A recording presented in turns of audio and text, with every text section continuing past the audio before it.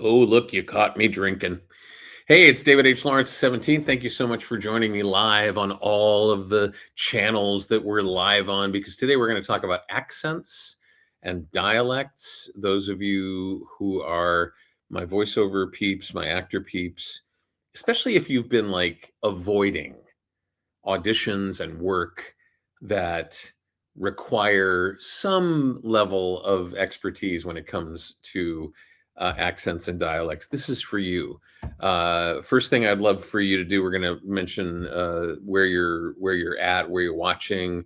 You know, pop it in the post below. Let me know what's going on, and if you have questions about accents and dialects, get ready to put those in the comments as well. But for right now, just raise your hand. Tell me where you're watching from. Tell me what you're doing. Are you an actor? Are you a voice talent?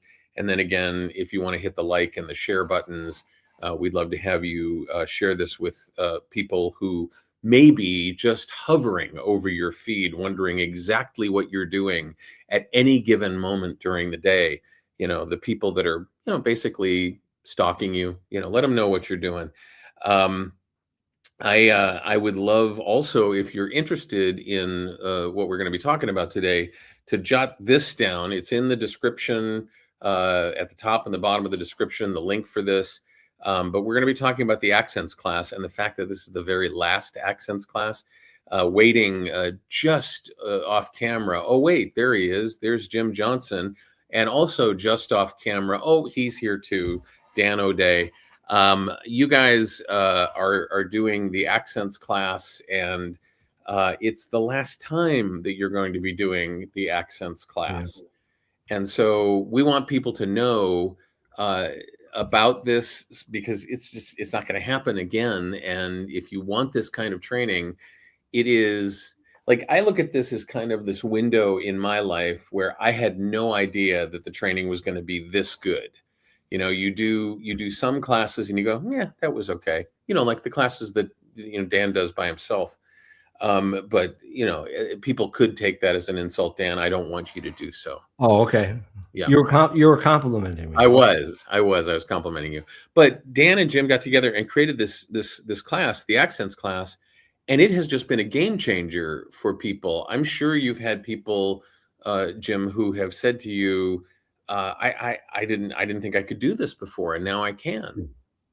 Well, I love teaching, and so that's my groove, and it's been lovely to hear from people that it's been really impactful for them in carrying on their skills, learning things, and then carrying on their skill sets to a lot of different accents. It's great. Yeah. When Dan asked me a long time ago to help him find somebody to do this class with him, I was like, I don't know, and then he found you, I think was it through the Irish accent reaction video? How did you two meet up, Dan? For years I was, as you guys know, I come from radio, and I know that people like voice actors routinely will turn down auditions if there's got to be an accent, or audiobook narrators. Oh no, I can't do it. And for years I've been looking for someone to create a class with, and I wanted, I would ask people, and I met with pretty much every known teacher there is, made some great friends. For whatever reason, it never fit in.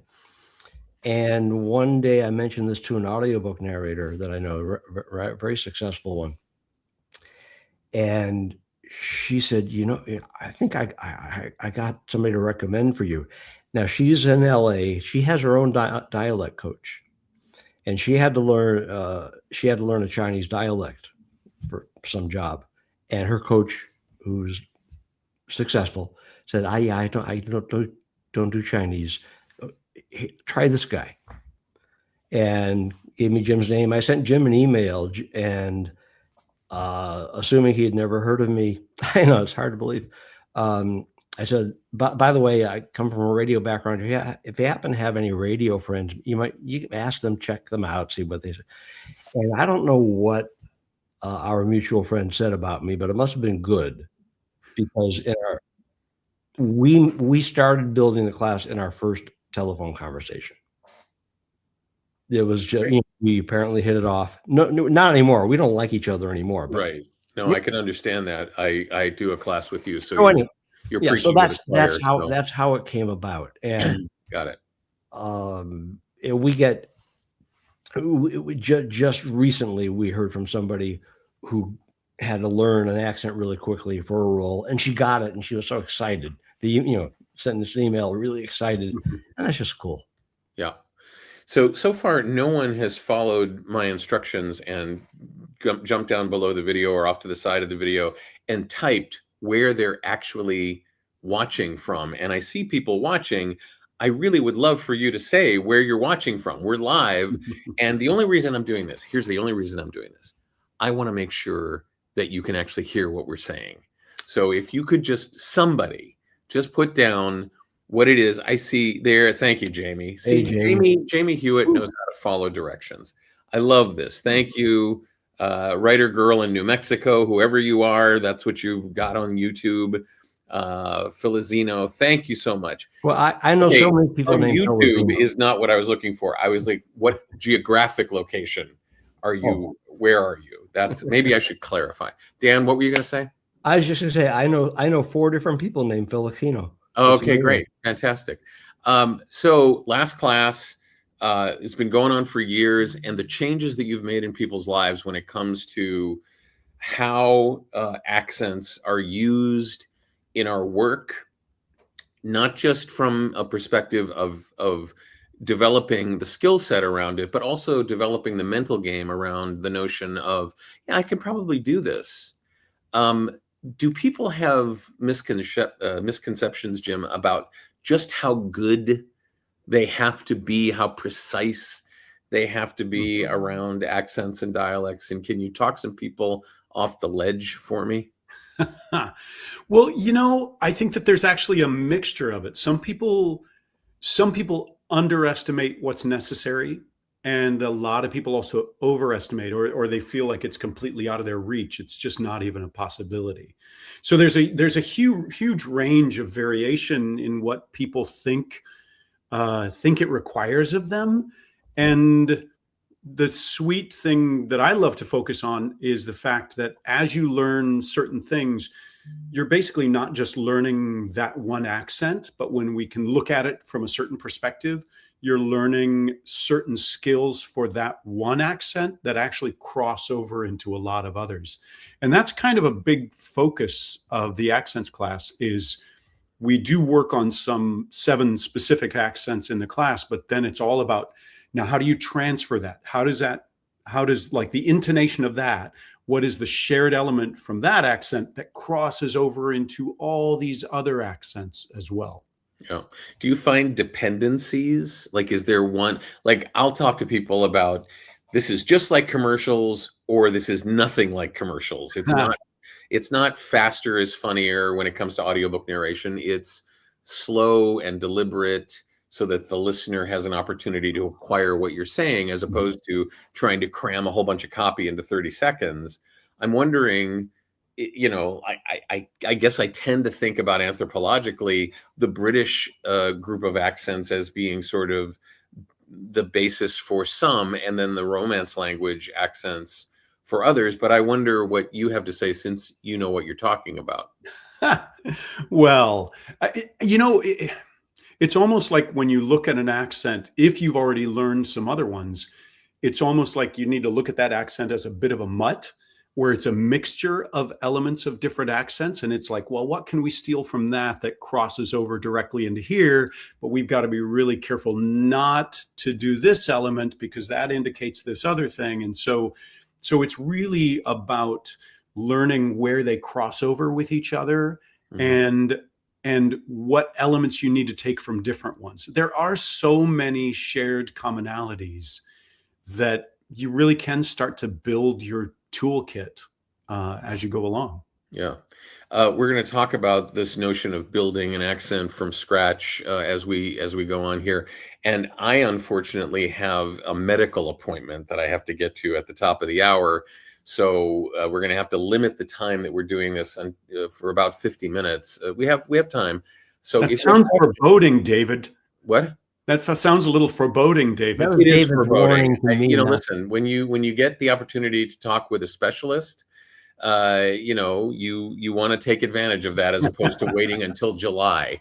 So that's what I have here. So if you have questions, I just urge you, don't wait on these. If you've been thinking about, what it's like to actually say yes to an audition because you can do the accent, or at least you can move toward the accent, as opposed to, give me something that's general American, or give me something that's general UK. I'll do that, as opposed to, trying to flex my muscles and doing this sort of thing. I want you to get your questions in as soon as you possibly can, so that we can actually put them up on the screen, just like this comment about Jim's beard.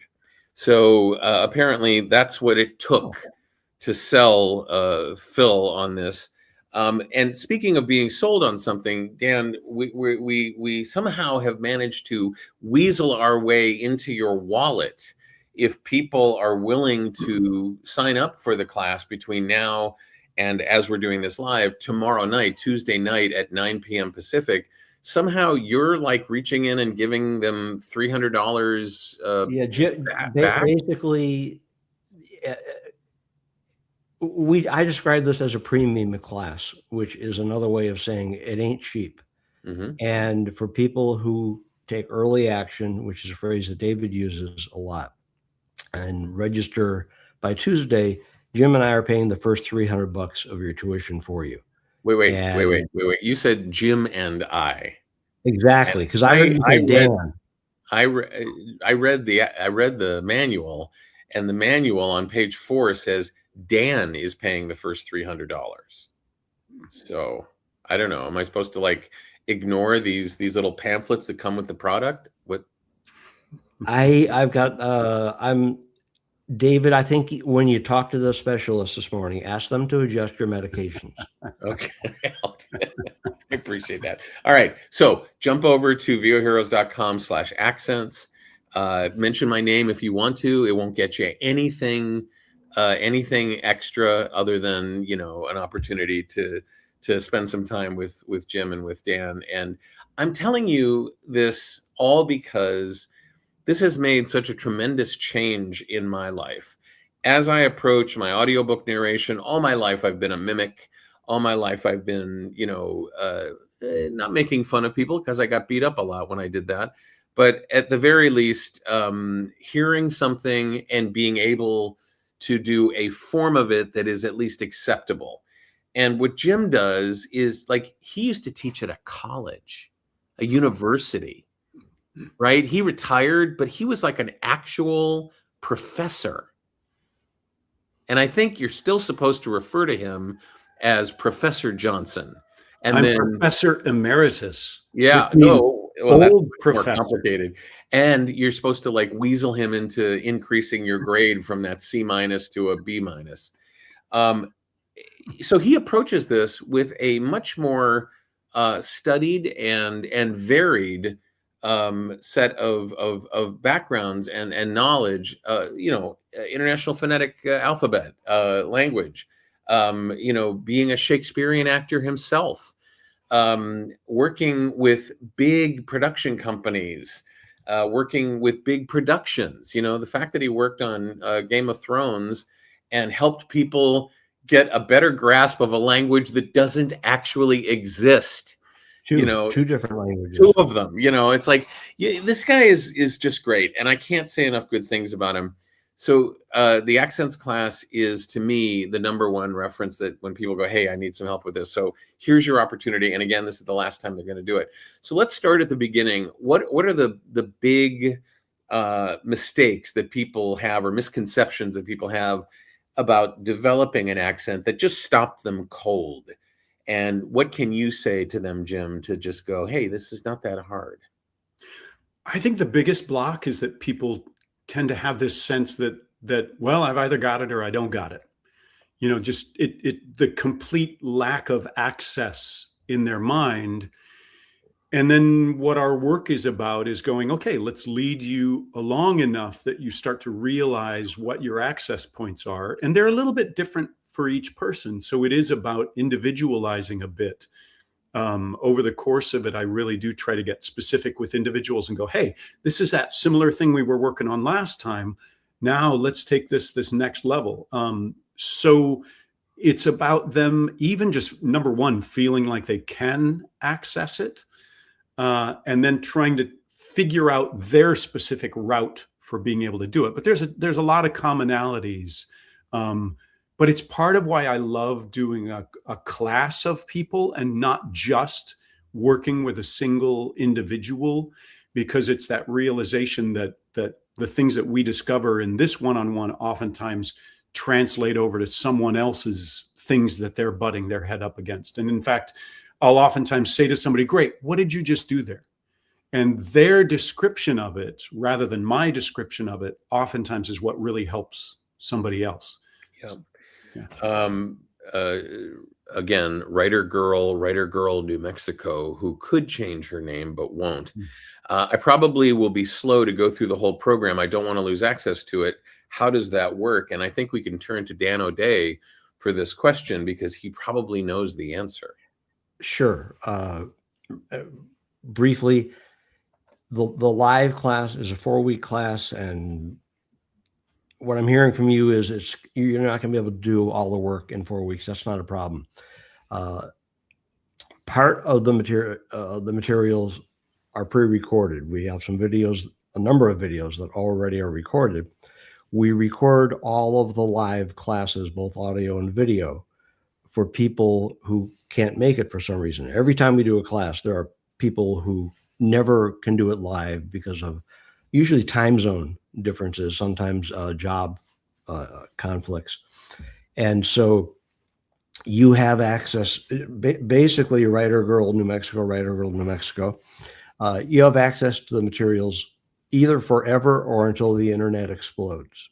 Wow. So while a lot of, I would say the majority of people go through the class in real time, and in 4 weeks, you know, they've already learned some accents and they're going full steam ahead. There always are people who don't get to look at any of it until after we're all done. Sure. And surprisingly to me,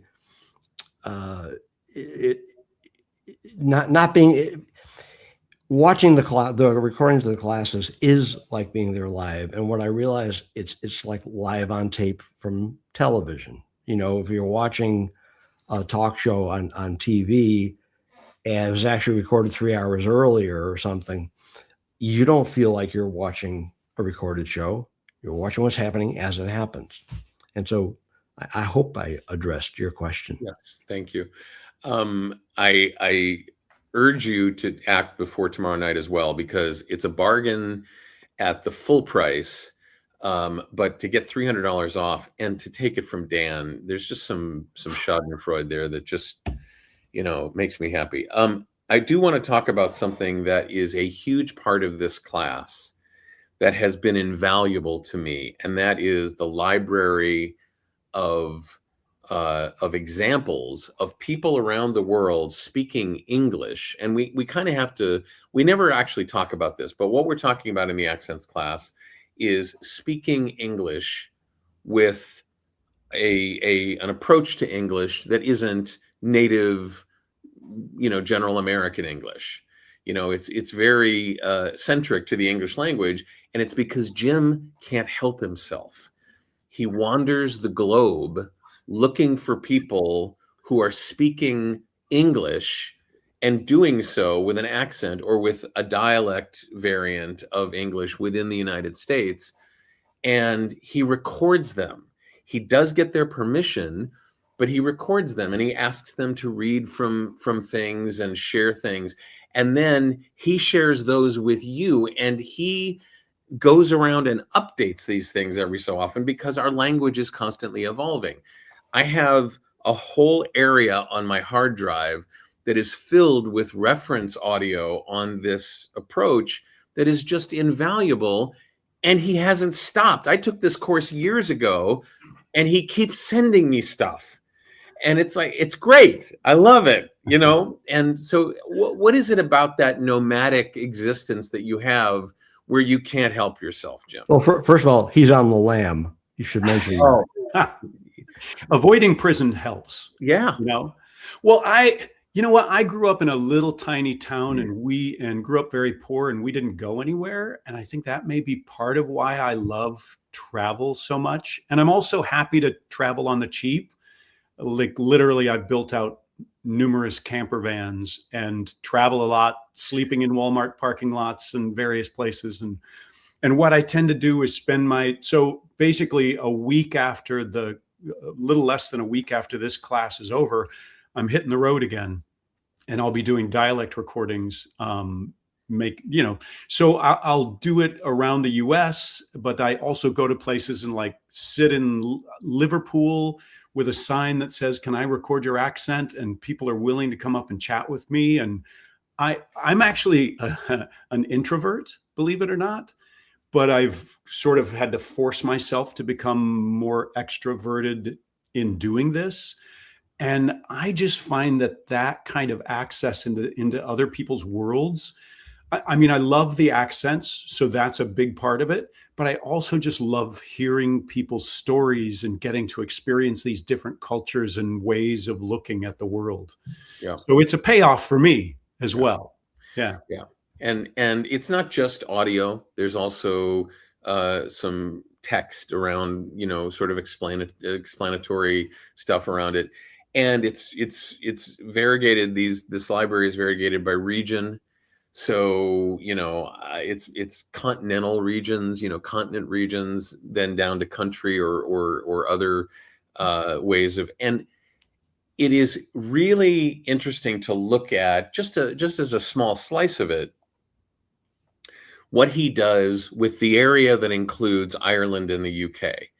You know, one way that I've been able to, and Dan has been able to, and certainly Jim has without any judgment, unlike Dan and I, you know, when somebody goes, "Oh yeah, I do a great British accent." Okay, which British accent? You know, I didn't really think about that when I was a kid, you know, because, you know, we were all listening to Dick Van Dyke do his British accent. And we didn't know. What did we know? But then as you grow and you get, especially as you become professional at this, you want to get paid for this, you really have to expand your notion of what an accent is all about. Have you been able to identify how many different UK area accents there are, at least that are in demand in the world of performance? Well, in fact, there's a key difference, I think, what's in demand. There's so sort of no and sort of yes. The challenge always is about how broad to talk about an accent, because an individual's way of speaking, their own idiolect, their mode of speaking, when you group a number of idiolects together, you get an accent, and you get a sense of what are these shared commonalities for someone from Birmingham. And that gives you a sense of what that Brummie accent is, that then an actor turns back into their own individual idiolect. So it's all about how specific do you want to be, and do you need to be based on what the project is. So no, I don't have an exact number for you, but I'm even trying to think of how many subdivisions within England itself I What have. about within your library?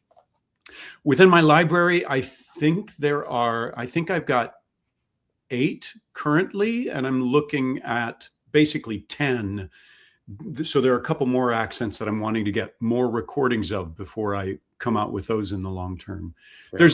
There's sort of a couple that I haven't officially done yet. Pacific Northwest in the US, or North America, I should say, Pacific Northwest and Eastern Canada, like the Maritimes and Newfoundland and Labrador and such, and then a couple in the UK.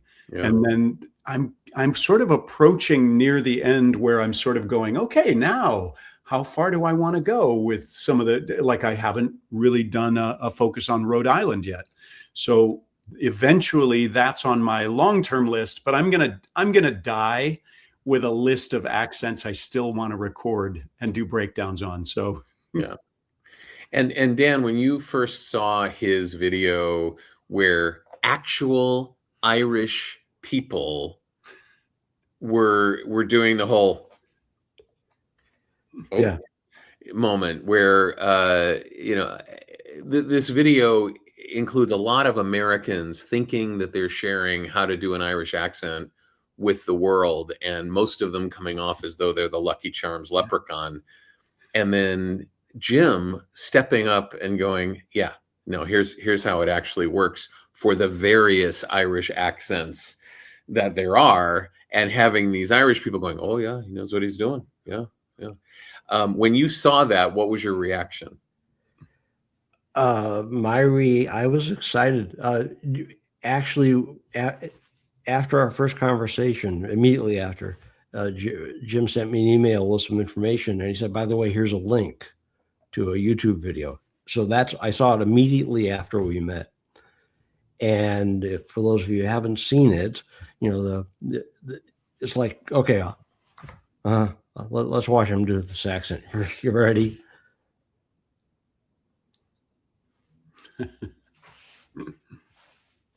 It's no kidding. That video, you know what? We put a fair amount of work into making the videos that some of you guys saw during the past week. If I could just get everybody, just watch that video and then come sign up, or watch that video. And then if you want, go to our reviews page of verbatim reviews of the class from people who took it. It would make my job a lot easier, because that should be all that's needed in my biased opinion. But that's how I came upon that. Yeah. But I knew that skepticism. Like, oh boy, here we go. Yeah. And boy, it's like when people do some American accents, like some of them have been made into such cartoons, New England accent, Southern accents, of which there are many, and varied and interesting. You sit there and you go, I'm not sure that the broad cartoonish version of that accent is going to serve you well in this audition if you're trying to go for reality rather than sort of a caricature. And it was that moment where you just said to yourself, okay, these people that talked about an Irish accent, these two or three American voiceover talents who knew what they were doing, or at least said they knew what they were doing, were so different. One of these is not like the other, and that one was Jim Johnson, who teaches this class along with Dan. So voheroes.com/accents. Again, if you have questions, please put them in the comments below. As we're doing this live, we have about, I'm going to say 20 minutes to go. So get them in now if you want. This being the last class that is going to be held. And I don't mean the last class for this year. I don't mean the last class for a while. I mean, like, the schedules that these two guys have become untenable. And then there's, Dan. So, this is the deal. This is the last time. I could take that the wrong way if please feel free to do so. I really tried. I invite you to do so. This is going to be the last time that this class is being offered. And that is a sad thing. In fact, I think one of the subject lines of one of Dan's emails this week was sad, the last accents class. And it's not a joke. It's not one of these marketing things that people do and then they go, oh, we were just kidding. No, this is it. And so if you want to experience personal mastery of something that you may not have thought you were able to do at all, I loved watching over and over and over again people not being able to keep that as a truth in their life. And actually being able to do not just one accent, not just two accents, but several that made sense once they learned how to put those things together with Jim's help. And so if you're interested in adding this to your performance tool belt, whether you're on camera or you're doing voiceover work, or if you're some of my writer followers in my author group, just know that this is going to affect how you write. It's going to affect how you speak. It's going to affect how you audition and how you do your work. And you'll have that library to fall back on when you want to refresh your memory on things, in addition to the skill set of, okay, let's start here and let's move through this and let's make this work for this particular accent. Last time this is going to be offered, don't think to yourself, well, maybe they're kidding. They're not kidding. And it's unfortunate. I have always been a fan, Jim, of the trigger phrase.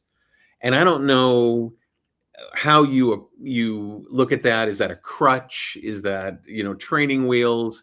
For me, it's just one of those things. When I talk about the North Coast accent, when I grew up in Cleveland, and I extend that to Chicago and Gary and Buffalo and Rochester, it kind of all folds together for me, as opposed to Western Pennsylvania, Southern Ohio, Southern Indiana, anything below I-70. For me, the trigger phrase is, we park our cars in the driveway. And that's the trigger phrase for me. And I can't let go of that. I can't quit you. Trigger phrase. Is that a crutch? Is that something that I need to train myself away from? No, not at all. It's a gift is what it is. I mean, when I'm working with people, oftentimes I'll try to locate a phrase that they've said where if they're struggling with the accent, if there's even a short phrase where they seem to hit it, we'll usually take that phrase and say that and then go back to something they've been struggling with. So certainly as an introduction to it, it's really great to have something that's a trigger like that, that's an anchor that gets you right into it. And then in the long run, what you start to do sort of as you get a handle on it is go, all right, this is a really hard phrase for me now. Then you use that as a warm up when you're getting back into it. But absolutely finding something that keys you in, that's massive and incredibly useful. Yeah. The notion of that first step, if you're one of these people who just has convinced yourself, I got enough trouble just speaking normally myself, let alone trying to add, some sort of character work. What is that? I have a train that goes by on occasion. And wow. It's very How cool close is that? to my home. Very How close cool to my is home. that? All right. I don't No notice worries. it when I sleep because I grew up right next to a train track. No problem. Can you tell by the sound where the train comes from? Yeah, I could absolutely tell where. Oh, you mean, there we go. The dialect of that train specifically. Yeah. Thank you, Dan. So on that. So that first step that people take as they decide, okay, I'm going to stop telling myself the story that I can't do this, that I can't do accents, I can't do dialects, I can't even hear them.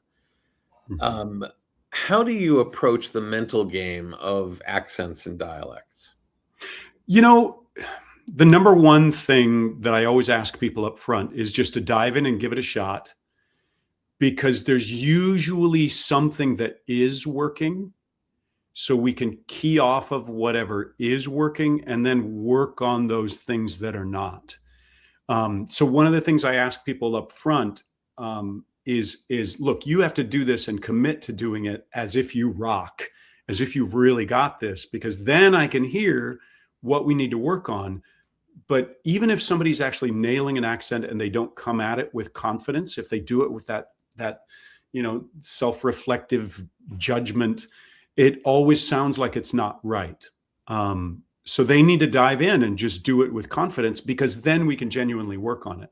And I would say that willingness to take that leap of faith to potentially take the risk that they suck, that's actually a huge first step for a lot of people. Yeah. Are there some people who simply will never accept the notion that they can do this? It's just never good enough for them. Yeah, I'm sure that they are. They don't tend to work with somebody because they already know that they're never going to get it. Yeah. Yeah. As you sort of shepherd this whole process, Dan, and you remember things like the Dick Van Dyke, who's just it's so sad that he is the whipping boy of bad accents because he's such a nice guy. He's such a national treasure. And he is so ready to admit, oh God, yeah, I didn't know what the heck I was doing. But he also says that his dialect coach was Irish and couldn't get him there. It's also a really good way to upset people from the UK. By the way, is to casually say, "Oh no, I can do a British accent. I got it. Dick Van Dyke, but say it seriously." And they maybe even say, "I can do the British accent." Yeah, right. If there is one. Right. Yeah, I mean, and to be fair, his character was part of a live action cartoon, so he was being a cartoonish character for the most part. I mean, weren't there like animated birds in some of those scenes? Mm-hmm. I thought so. This notion of an organized 4-week class, Dan, with the video being recorded of each one. I just want to make sure that people understand, yes, this is a commitment to do this class for 4 weeks in a row, live. How many nights a week is it? Twice? Twice live. There are 4 nights of classes per week. 2 of them are pre-recorded, what we call teaching videos, where Jim is meticulously breaking down a specific dialect or accent. Those are pre-recorded. Then we got the live classes where Jim coaches people. Just raise your hand. We give you a copy. And I'm certain that everyone for the first class is terrified. And about 10 minutes in, we have a chat box going on, and you can, I don't know how, but you can see people relaxing. Yeah. And because you learn so much more by watching someone else be coached. Yeah. Because you don't have that pressure on you. You sit back and you see what's happening. And David, the one thing really fast to say, and for people who are terrified of accents, is the single biggest thing I think I've learned very quickly from Jim is that all you need to do is give a hint. You don't have to learn a whole lot about a specific accent. People pick up on hints, and the obvious ones, if you're an American and you're having a conversation with somebody who appears to be American, and then out of nowhere they say, "Oh, I'm sorry, I've got to go to lunch now." Oh, you're from Canada. Okay. Every other word of the sentence, just like an American would say it, but if you hear sorry, then that's the giveaway. And that's also something that can be really difficult if you try to learn an accent by having someone who speaks that language listen to you and mold you, because often you can't hear the differences that they can hear. Yeah. I mean, I know I live with someone who literally cannot hear that I say sorry, she says sorry, and she thinks they sound identical. And so if you've ever had a friend try to teach you and they get more and more upset, no, just listen, do it like, that's why. Because to them, they know inside what it sounds like. And meanwhile, you don't hear that sound. And they're not able, in those cases, to help you discover it, because they didn't have to discover it themselves. They grew up speaking it. Yeah. Well, Jim certainly is somebody who can help you discover it. Jim Johnson, who has, personally been responsible. He doesn't know this. I'm sharing this for the first time, but he's personally been responsible for me making at least 6 figures in voiceover that I wouldn't have made otherwise, doing audiobook narration, doing animation work, doing documentary narration work where I've played characters, and those moments are moments where you go, yeah, this is why I got into this business, not to play small, not to be the safe actor, but to really, if you get joy out of doing storytelling and you get joy out of stretching your wings, this is one of those areas where you can do that very thing. And when you have somebody who's not going to sit there and get angry with you, but actually go, all right, let's try this one a different way. He's got lots of ways in to helping you get things squared away, not the least of which is the IPA and his charts and his placement stuff, his mouth stuff. He has these sideways cross sections of your head that he shows you tongue placement and word, sound placement. And when you see it and you go, oh yeah, back of my mouth rather than front of my mouth, or back of my throat, I don't know exactly. And it's one of those things where I've stepped back and I've gone, okay, just enjoy it. Just let. David, really, really fast, because a couple times you mentioned IPA, International Phonetic Alphabet, and I could hear some people stampeding away from us.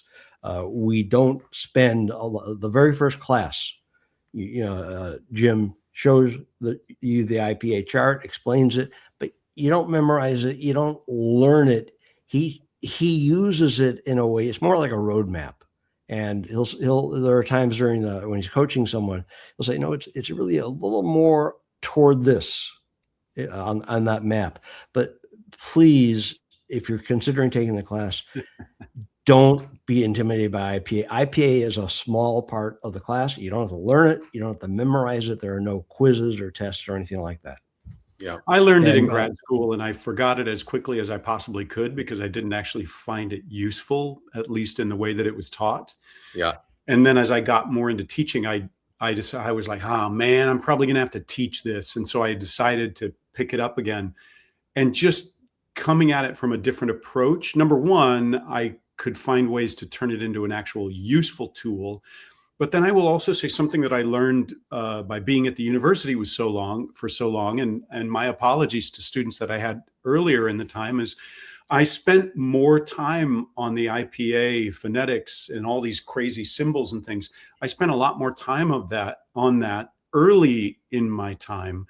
Later in my time, I started to go, wait, there's not enough of a payoff from the effort that's being put into this memorization. And I started to use it more and more just as a framing device. And that's why I have this crazy chart and other things that I'll bring out every so often and demonstrate it. But I use this when I'm coaching an 8-year-old on an accent, and explained it in a way that's not about them learning the symbols, but about framing their thoughts that help them to get access to certain sounds and certain shifts that we need to make. Yeah. And writer girl. Hang on. And with that, you also get the additional skill of being able to interpret what you're seeing on Wikipedia and other sites that use the IPA, but it's just like a bonus. It's like free. What were you going to say, Dan? I was going to share this. I apologize. Quickly to writer girl. During the coaching sessions, yes, we provide you with monologues that you download in advance. Some of the monologues are snippets from actual plays. A lot of them are things that Jim has written specifically because it helps you exercise the muscles that are helpful for that particular accent or dialect. But yeah, we provide you with stuff to download. You get to go over it in advance. And so for those of you just listening, the question that Writer Girl asked was, during the coaching part of the class, do you provide something for the students to read? Oh boy. It's here's the thing. People wander into this class wanting to get this skill, and then right at the precipice, right at the vestibule of participating in the class, what happens is utter fear takes over. and it gets like there's this locking sensation for some people. They hold back, they don't want to embarrass themselves, and the fact is Jim's got you. Jim's got your back. He's done this a couple of times before. Just, he's got some experience with this. So, I just want you to be aware of the fact that among the courses that I've been exposed to, that I've taught, that I've been a part of over time, the accents class has the highest value I've ever found. And the ongoing value with the library, the reference library, is just stunning. So, and you get to watch the videos of what you have done throughout the class. I just want to make sure you know that if you have wanted to add this to your quiver, if you have wanted to make this a part of you saying yes to the options, the auditions that you're presented with, the potential work that you're presented with, maybe even the content that you want to create, that you want to make more realistic, that you want to make more authentic, this class is going to help you in so many ways. I have writers who are part of my following now, and they're writing scenes that sometimes are just as cartoonish as those people who are doing the actual voice work or the on-camera work, and that can help your scenes be better. So I think there's all kinds of benefits that you'll want to take advantage of. And if you want to take advantage of those benefits, do so now before tomorrow night at 9:00. At the very least, before registration closes for good at the end of the week. Before tomorrow night at 9:00, as we're recording this or doing this live, you're going to have a $300 tuition reimbursement that is going to be just great. It's going to make it even more of a value. But this is one of those moments that you don't want to let slip by. So visit voheroes.com/accents. If you want to mention my name, great. I don't know why you'd want to do that, but just let people know that you were bored to tears by my yammering during this session. As we wrap this up, do you have any last words of wisdom for people who are just sitting there going, I just don't think I can do this. I just don't think this is something that I can muster the strength to overcome my reticence of doing this? What I would say is that I haven't found anybody yet who can't do it. And what it is other than the people who don't even try, those are the people who fail, or the ones who don't try. But what it is about figuring out what your route in is. And the fact is, I don't even know how many people that I've done this kind of work with over the years, that over and over again, I find we end up with all these recurring themes, that there are these things that happen over and over again. And when people can open up that door, instead of it being a wall, what accents are is they're a door that actually open up possibilities beyond what you thought, that give you insights into characters and things further than what you would have done if you didn't have access to that. I'll just say that the people who don't think that they can get it just haven't found out how they can get it yet. Yeah. Dan? Yeah. My favorite part of the class is 10 minutes into the very first coaching class, where you can feel the entire class relax, and the comments in the chat, people get because I know they're terrified on the first night, and 10 minutes in, you see the chat comment, oh my God, this is it. That's the single best part of the class. Most enjoyable part for me is watching that, because they're so excited. And, and I don't like the idea of people not even auditioning for a job because one of the characters or the narrator, whatever, has this kind of accent. I don't do accents. So, right. That cuts their universe of possibilities by 2/3 at least. Yeah. All right. Well, listen, I have to wrap this up. Please visit voheroes.com/accents.